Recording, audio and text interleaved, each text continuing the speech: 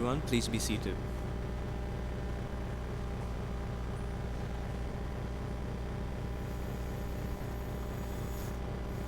Also, before we begin today's ceremony, a quick reminder for everyone to please turn off their mobile phones or keep them on silent. Thank you.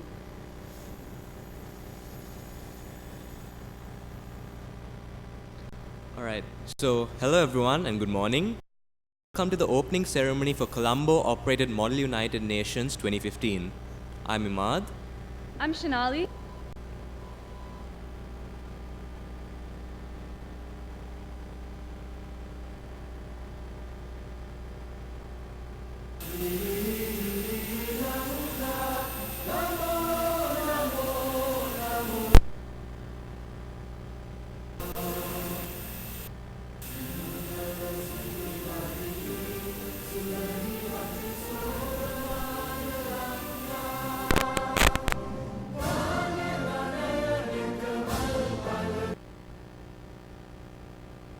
Opinions simulate the real United Nations and hopefully understand how they can create and contribute to resolutions of global issues. Now we hope you are all in your minds, let your voices be heard, and remember, some may call it a cacophony, but we believe it's harmony.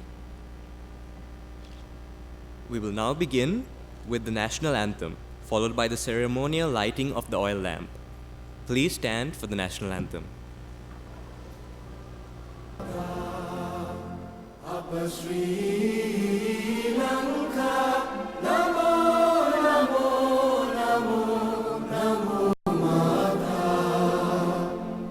Sundara Siri Varini, Surani Abiso, Lanka.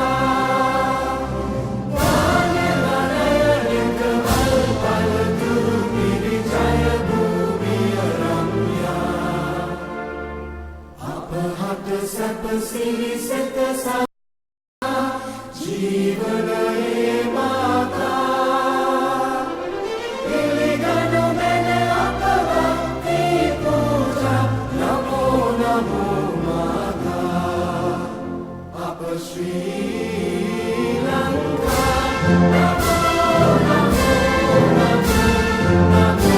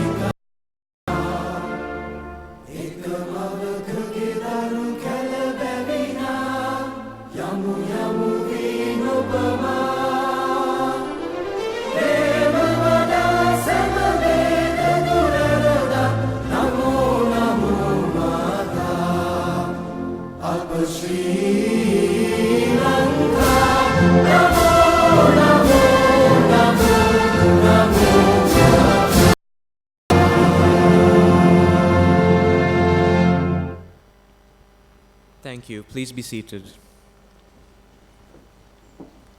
We would now like to invite the following people to light the oil lamp. Firstly, our chief guest, Mrs. Rosie Sinanayaka.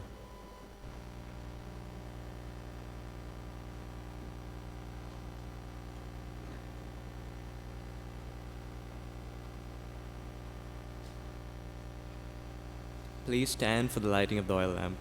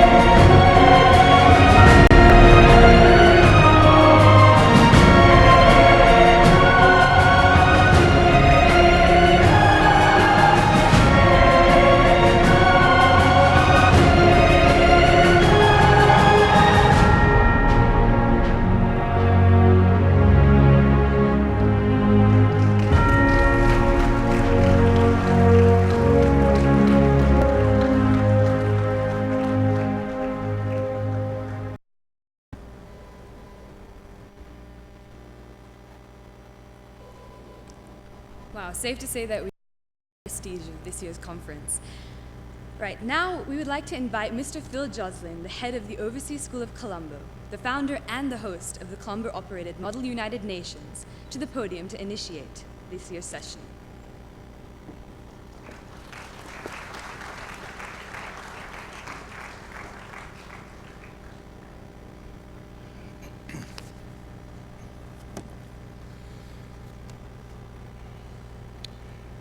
I would like to offer a warm OSC welcome to the Colombo Model United Nations. Delegates, sponsors, honored dignitaries, and we are very pleased to be the host of this very important educational opportunity, bringing together 400 delegates representing 24 schools. The Model United Nations is a series of programs run throughout the world with goals of furthering understanding about the United Nations, educating participants about world issues, and promoting peace and the work of the United Nations.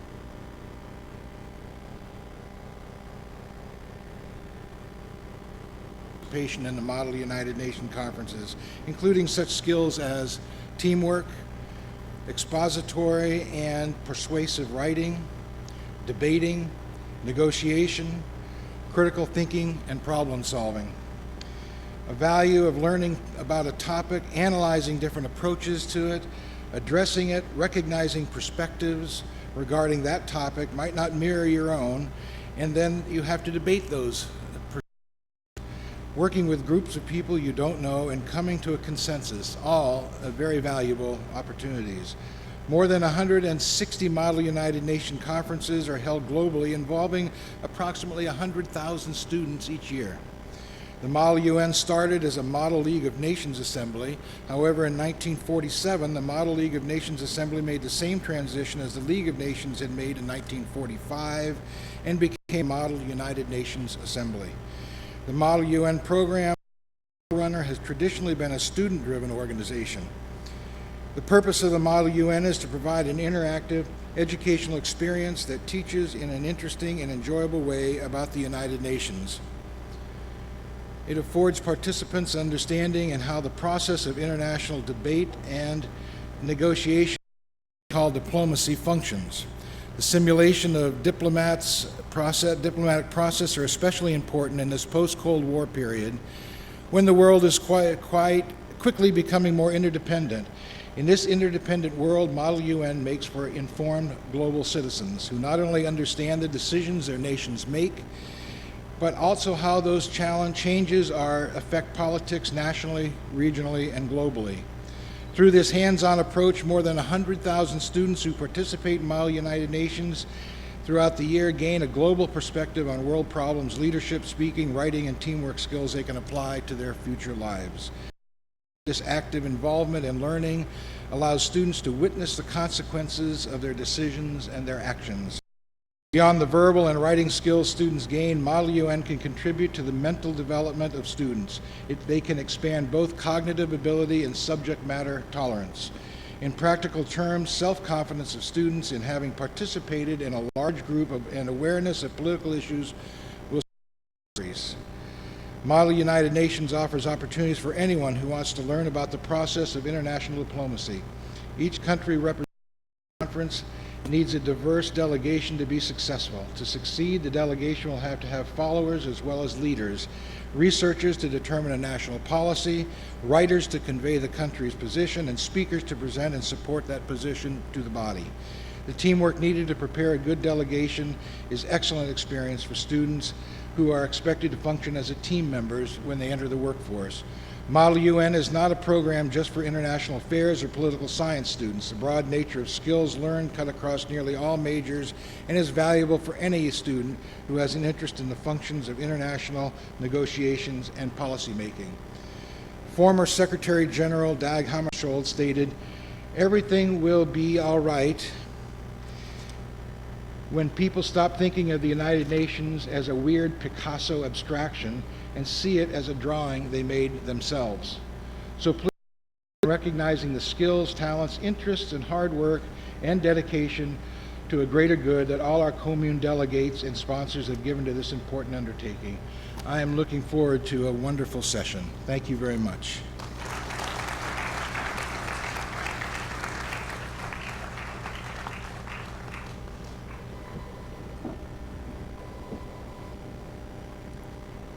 Thank you very much, Mr. Joslin. Our Executive Committee and Secretariat for COMUN 2015 have been working very hard to provide this conference experience for you. So now, we'll begin the induction ceremony where they will formally take up their office. So, to begin with the induction of the Secretariat, I'd like to invite Ms. Jasmine Bhattacharjee, the teacher in charge of COMUN, and Naveed Mushin, the charge of the affairs, onto stage.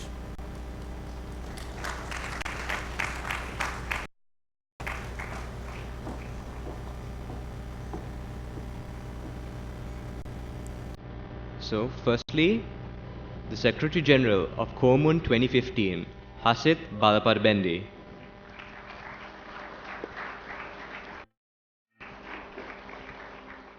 The President of the General Assembly, Dimitri Vijay-Singha.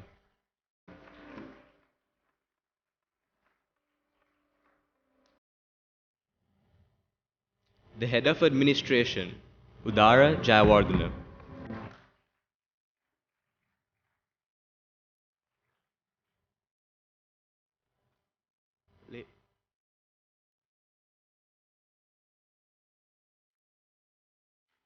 Ladies and gentlemen, I present to you the Secretariat for COMUN 2015.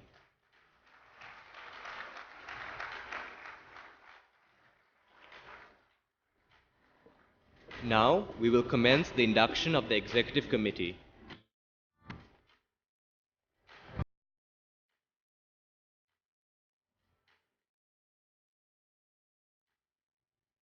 The Vice President of the First General Assembly, Anushka Tiwari.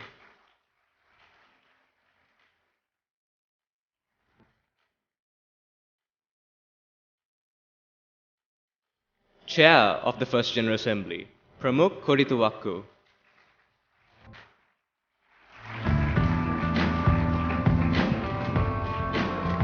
Vice Chair of the First General Assembly and Head of Public Relations, Shinali Pilapetia.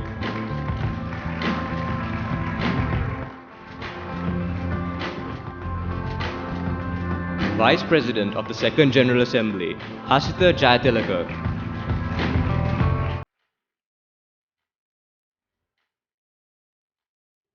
Chair of the Second General Assembly, Nidula Atalat Mudali.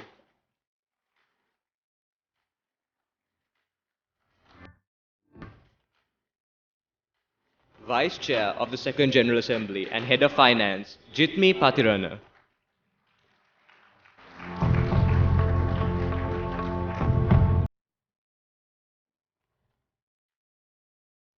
Vice President of the Fourth General Assembly, Diane Sundarnathan.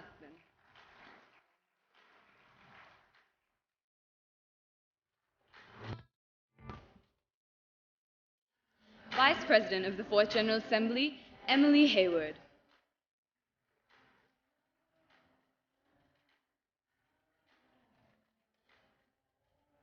Chair of the Fourth General Assembly, Alo Benjamin Lenk.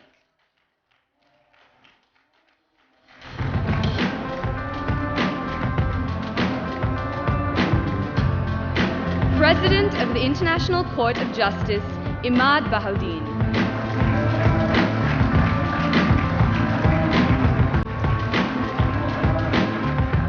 Vice President of the International Court of Justice, Nikhil Devanand Mahadeva.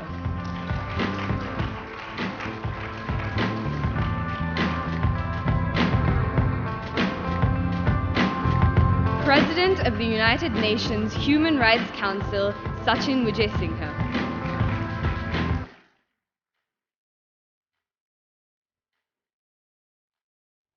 Vice President of the United Nations Human Rights Council, Ravini Gunasekara.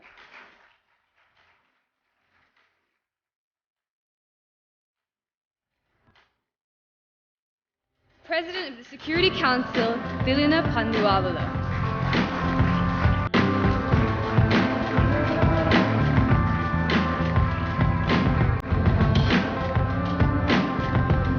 Vice President of the Security Council, Sachita Kaligabudli.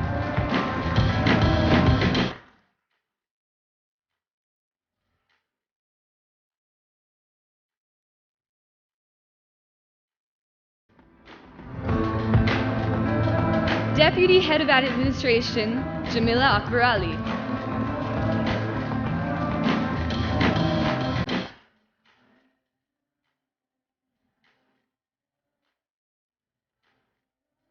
Deputy Head of Administration, Tae-Hyun Kim.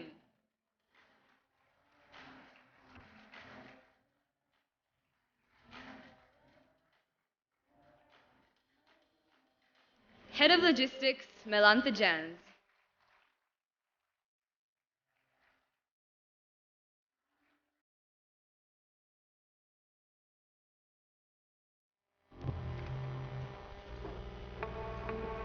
And finally, Deputy Head of Logistics, Yeon Sun Lee.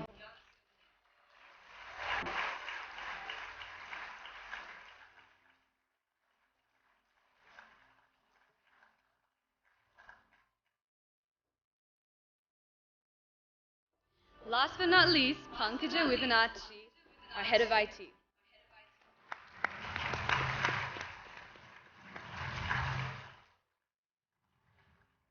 Thank you, Executive Committee of 2000. Of each side, resulting in traditional enemies and impacting other domains of political process. I'm sure you can think of some. Leaders may come to power on the basis of the conflict and presenting a certain position that they are committed to. This is an obstacle for future compromise and solution finding.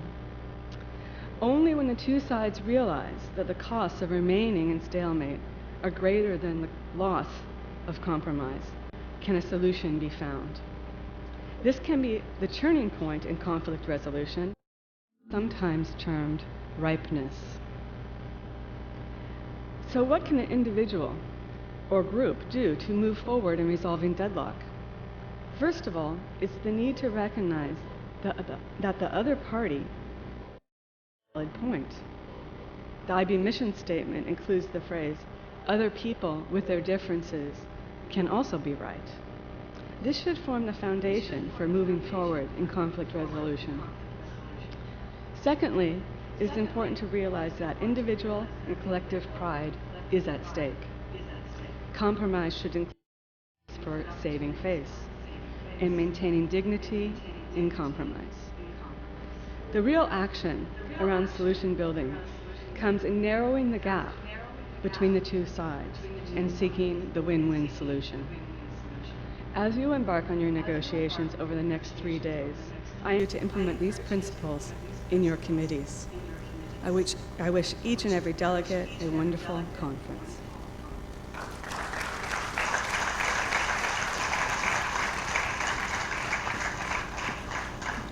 Thank you, Ms. Niederman. Each year, COMUN is inspired by the dynamic nature of world politics and the use of diplomacy to solve conflict. Now, the following video displays key events in history that created crisis, often on a global scale. While we continue to confront conflict in different degrees today, the UN serves to remind us that no matter how grave the situation, diplomacy is always the better option. Hence, we gather this weekend to work towards solving problems, dialogue and debate, rather than resorting to violence. Ladies and gentlemen, our theme video for COMUN 2015 on global deadlock.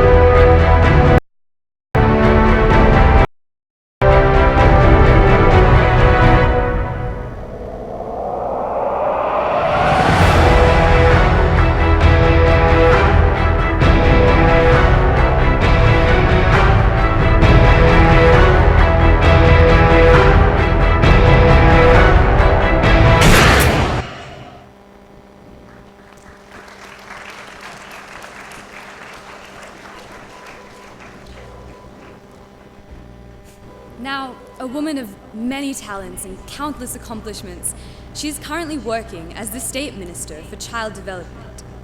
It is our honor to welcome Mrs. Rosie Senanayake, our chief guest for COMUN 2015, to the stage to make her speech.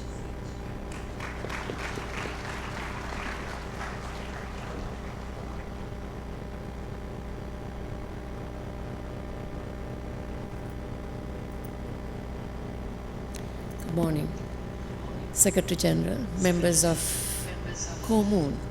That was interesting, Colombo Model United Nations, to be called as COMUN. Head of the Overseas School, Principal. Dear children, it gives me immense pleasure to stand up here and to listen to how kids are so keen and interested in world affairs. I'm not surprised that the children of our country would be interested in the United Nations simply because we live in a borderless global village today. And our interests are vast in comparison to when I was growing up. Talking about the UN system, I don't think I have to teach you about the UN system. You might have a few things to teach me. But I have to mention that I have had some experiences working with the UN. As you all know, the UN has 6 organs, 15 agencies, and about 11 funds and programs. I used to be a Goodwill Ambassador for UNFPA, the United Nations Population Fund. And the mandate of UNFPA used to be working on reproductive health. So I've had the privilege of traveling the breadth and the length of this nation, promoting reproductive rights. And I've also had the privilege of working with the adolescent age groups. And I was pretty young, younger than what I am now, when I used to travel around the country and interact with the youth and the adolescent age groups. I was amazed at the knowledge, at the issues with regards to kids, and the kind of problems or concerns that they brought to the table. And that gave me an opportunity to go back, because my children were very young when I was a Goodwill Ambassador, to change my mindset and my attitude towards how to address issues with regards to kids and their thinking, their way of life, their aspirations, and their mindsets. I know the theme is on global deadlock. When we talk about global deadlock, of course, climate comes to my mind. Climate deadlock might be a global deadlock, but at this point of time, we are a new government. We have to fulfill the 100 days before we go into a national election. We have also come to a point of deadlock, because in the 100-day program, as you all know, we have promised to bring in a lot of constitutional changes, to devolve the executive powers and give more powers to Parliament, and also to change the electoral system. And since the Sri Lankan Parliament comprises of many parties, the party heads, the party leaders have come to a deadlock with regards to a consensus on how to move forward and to achieve these goals that we have promised in the 100 days. So it might be interesting for you kids to read upon and perhaps debate upon on what kind of a system, when we talk about the Constitution, what changes, what amendments we need to bring into the Constitution to the table, and look at the 100-day program and see whether the promises that are made in the 100-day program, whether we have achieved what we should be achieving by now, and also the kind of thinking that the politicians have with regards to your future, whether it is acceptable to you. So this might be a good a time for you to debate, since you have 2 days of debating on world issues, but I think it is also very timely if we could debate on local issues and to see exactly how we could move forward, because we are in a post-conflict situation. It has been 5 years, and you all know that we are as a member state, we also came into a deadlock with the UN resolution, and it has been, of course, the concern of the international community. And why was the deadlock? What are the reasons? I was glad to hear that there are students here from the north and across the country, because Colombo Model United Nations didn't limit itself just to Colombo. We decided to expand. And in a post-war situation, I think it is ideal, if we're talking about reconciliation, and to have healing of souls, healing of hearts, and to reconcile. This might be a good platform for you kids.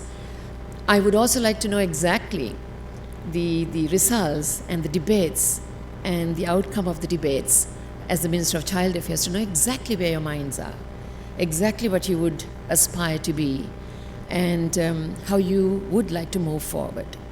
Before I end my speech, I would like to also speak to you about, maybe this can be also debated in the course of your convention or the assembly. If we're talking about children of today in Sri Lanka, there are a few issues that are pertaining, which are very, I would say, burning issues, and which are very close to my heart. It's nutrition. Number one, I would say, is the nutritional factors of kids. Number two is protection.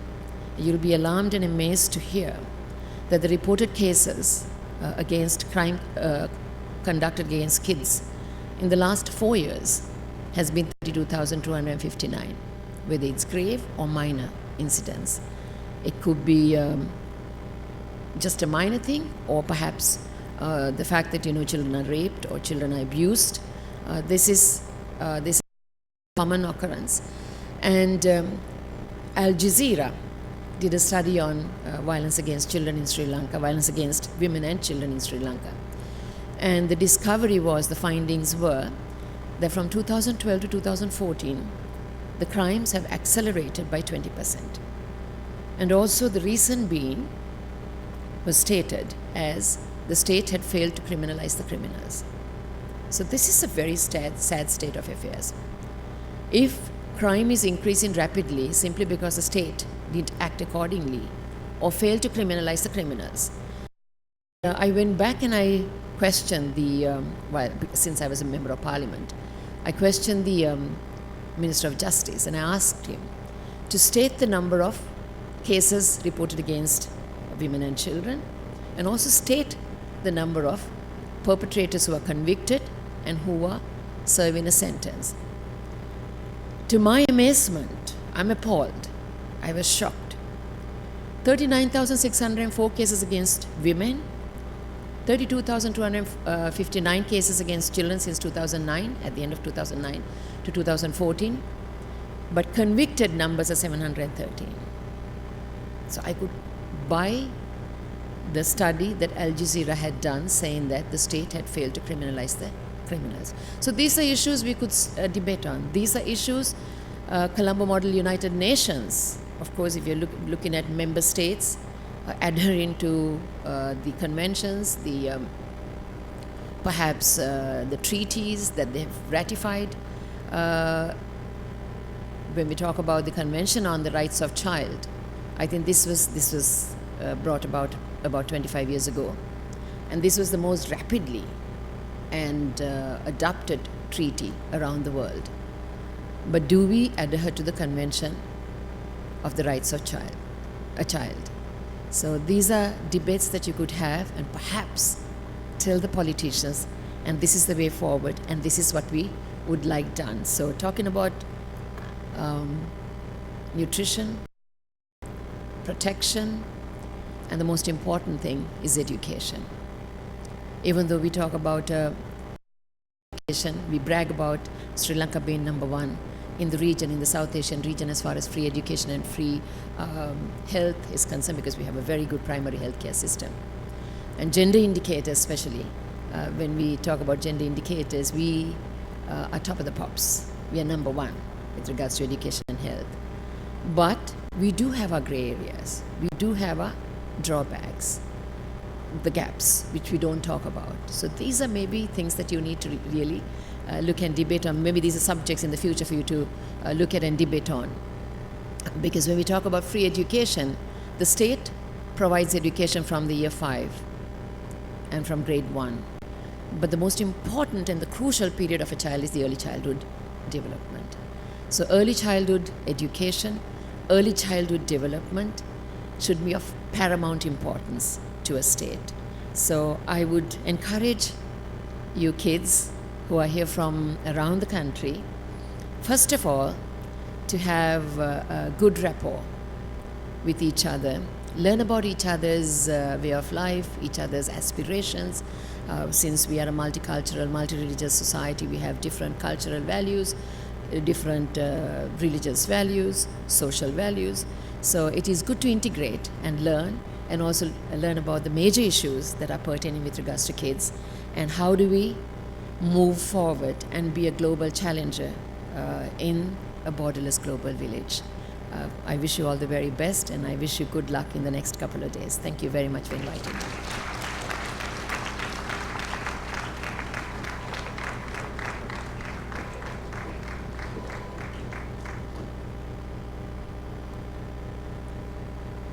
Thank you for those thought-provoking words, Mrs. Senanayake. We hope that all the delegates in the House, especially the delegates of Sri Lanka, will be able to take into account the words of our chief guest, Ms. Rosie Senanayake, and in some way, to the best way possible with the powers of their committee, address the problems mentioned therein. An event of this scale could not happen without the generous support of our sponsors. So now, we will have a video presentation by our sponsor, the University of Southampton.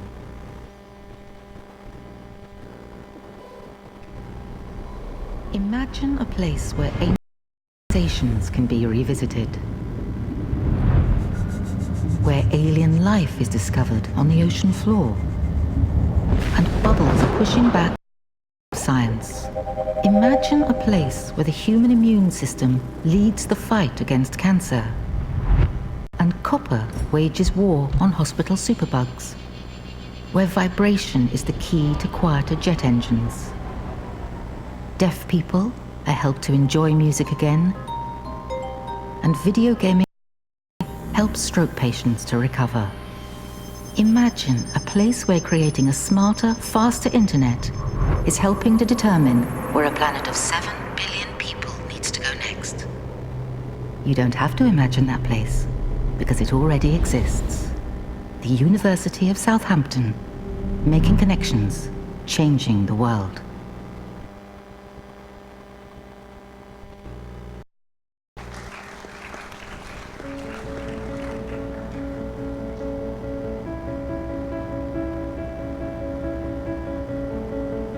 I made friends with students from all around the world, and this is something that I didn't really have an opportunity to do in the past, and I think this is really amazing about Southampton. I get to meet lots of people from different countries, so I could practice my languages as well. The friendship, the faculty staff were phenomenal.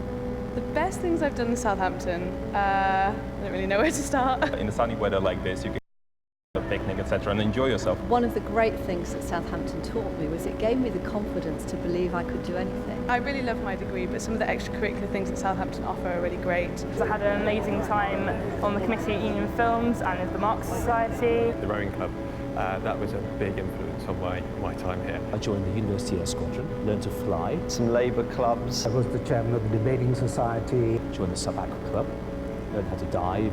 I also took up tap dancing, which is something I never thought I would do. Water polo.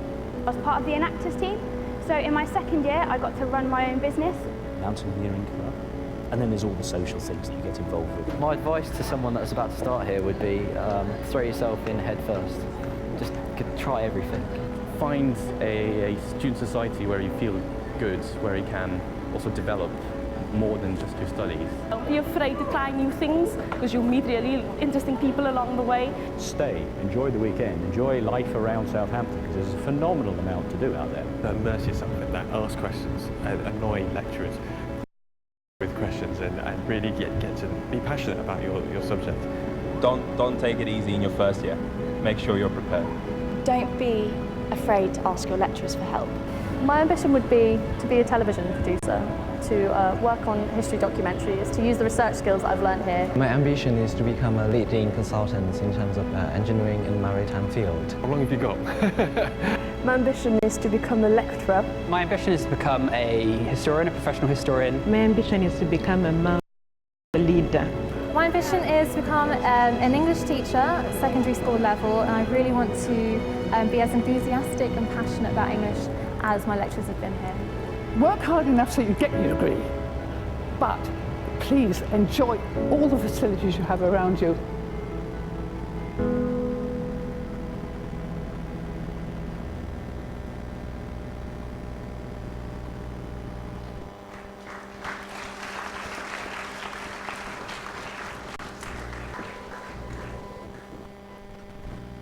And now, a speech from the Regional Director of the University of Southampton, Miss Donna Haynes.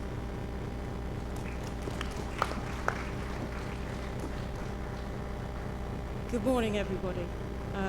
I'd just like to say that the University of Southampton is delighted to be a silver sponsor for a second year running of COMUN 2015. And one thing events like this has already been said, is it does develop your independent thinking, your critical thinking skills, and those are the things that we really value at universities in general, and particularly at the University of Southampton. But more importantly, events like this allow you to actually listen to others, respect their opinions and their views, and maybe get a little bit more of an understanding. And these things are things that you're going to need throughout your life, whether when you get married, where you work, you will always have relationships. And so I'm going to be looking forward to the next 3 days, listening and hopefully meeting you all. Thank you very much indeed.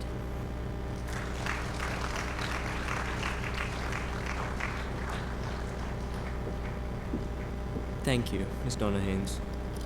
And now we will have a video from our sponsor, Lanka IOC.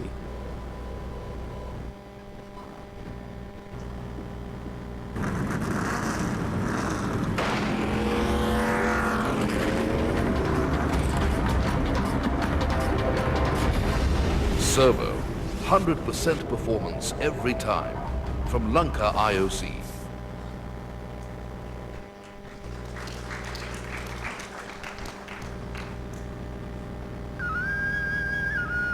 හිමිදිරි උදයේ සිත පුබුදාලා දූදරුවන් සෙනෙහෙන් සනසාලා දවසක මෙහෙයට යයි පිටවීලා දිවි මග ගමනේ වරපටවාලා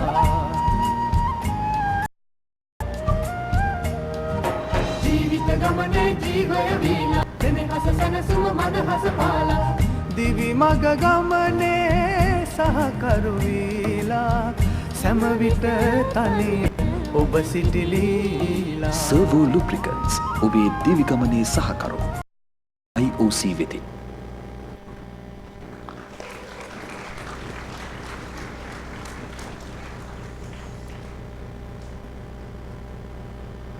Now, the following speaker is someone of many talents, and honestly, if you ask me to describe this person, the first thing that comes to mind is, geez, what can't he do?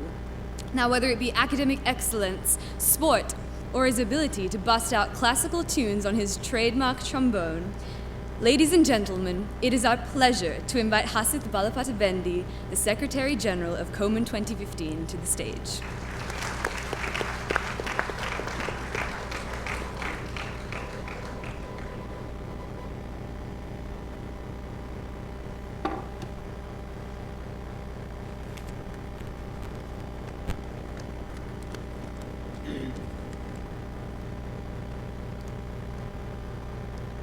The will to win, the desire to succeed, the urge to reach your full potential. These are the keys that will unlock the door to personal excellence. Honorary Chief Guest, Ms. Rosie Senanayaka, Mr. Phil Jocelyn, Head of School, Ms. Eileen Niederman, Secondary School Principal, Ms. Jasmine Bhattacharjee, the teacher in charge of COMUN, sponsors, faculty advisors, my fellow executive committee members, and finally, ladies and gentlemen. As the Chinese philosopher Confucius once said, and what is still applicable to this day, Model United Nations is all about reaching your full potential through a desire to succeed. This succession may be through the will to put up your placard up for the very first time, or the will to win best delegate or judge. No matter what your desire or purpose, Model United Nations nurtures and harnesses both speaking and intellectual skills in order to create both a listener and a leader of the 21st century. The vision the executive committee and I wanted for every single delegate and judge is to feel that they have both confidence and substance while they are debating. In order for both of these key aspects to be executed for both debating and in life, there are 6 key areas that COMUN is focusing on this year. And as you know, it is security and disarmament, economics and finance, decolonization in space, international law, human rights, and post-conflict situations. Through these key areas, delegates and judges are able to find their area of interest and build up these areas of interest, as well as gaining confidence in their already respective areas. One of the main struggles that I see in MUN is, why do we all do this? It is a simulation after all. And are we better equipped to tackle these situations than the actual United Nations? But that's when I thought to myself, the solutions that we come up with as individual committees may be a solution that no one has ever thought of yet, and therefore illustrates the empowerment and potential of our ideas. As youth, we have the ability to shape the future, and through the solutions that we make in every single committee, we can strive to break the deadlock in the United Nations that has cost so many lives today. The impact that MUN has had on me is astounding, to say the least.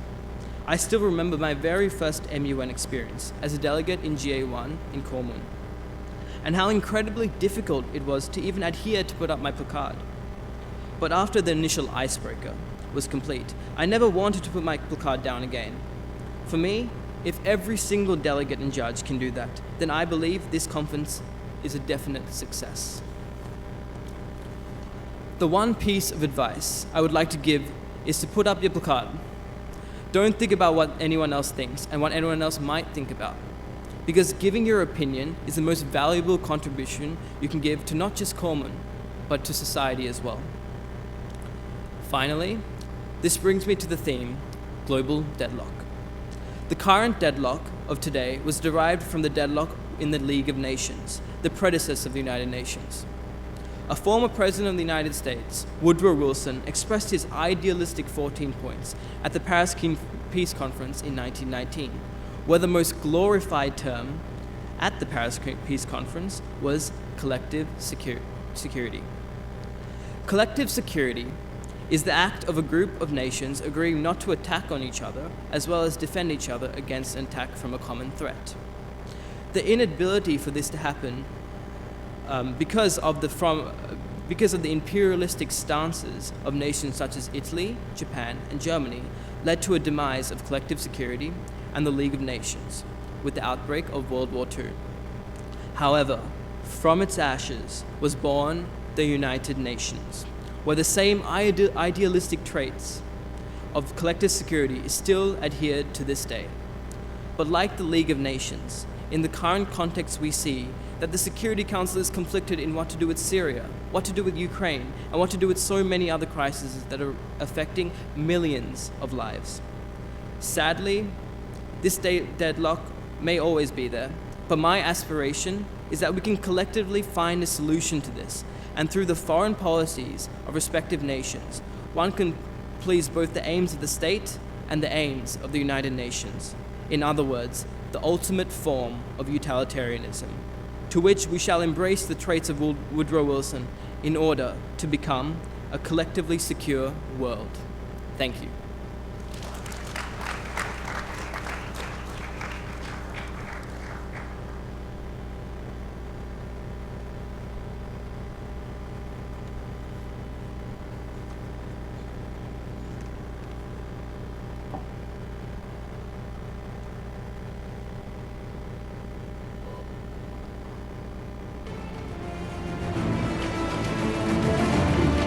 delegates, we have just received word that there has been post-conflict activity which threatens international peace and security in the post-conflict area of Nepal. As a result, under the mandate of the Secretary General, I have assigned a new specialized committee, the United Nations Peace Building Commission, which deals with stabilizing the economic, social, and political activity within a post-conflict state.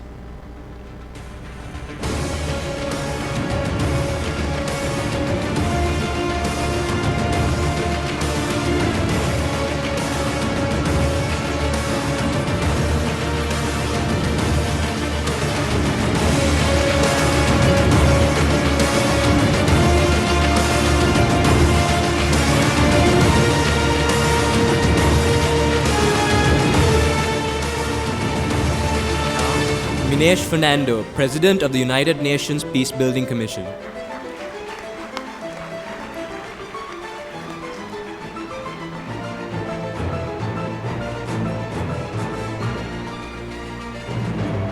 Vice President of the United Nations Peace Building Committee, Erika Underland.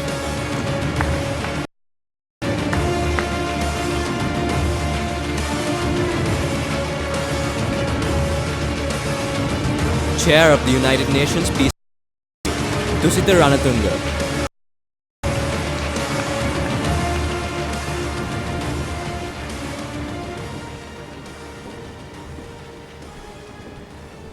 We would now like to invite the Secretary General back to the podium.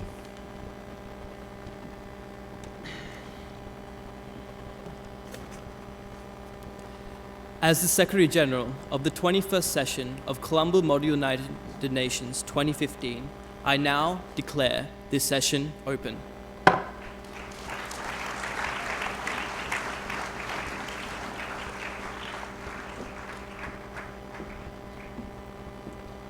We will now begin the process of moving to committees.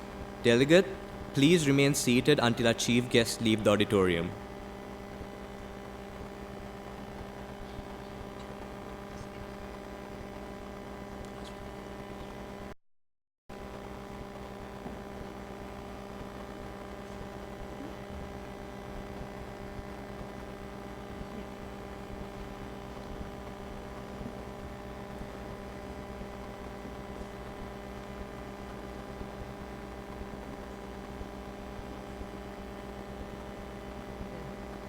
Head table of the Security Council, can you please come to the front of the room?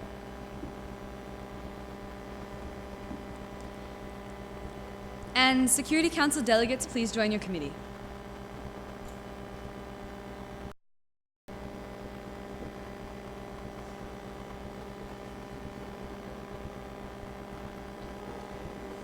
Security Council delegates, please come to the front of the room and join your chairs. Can all stay seated?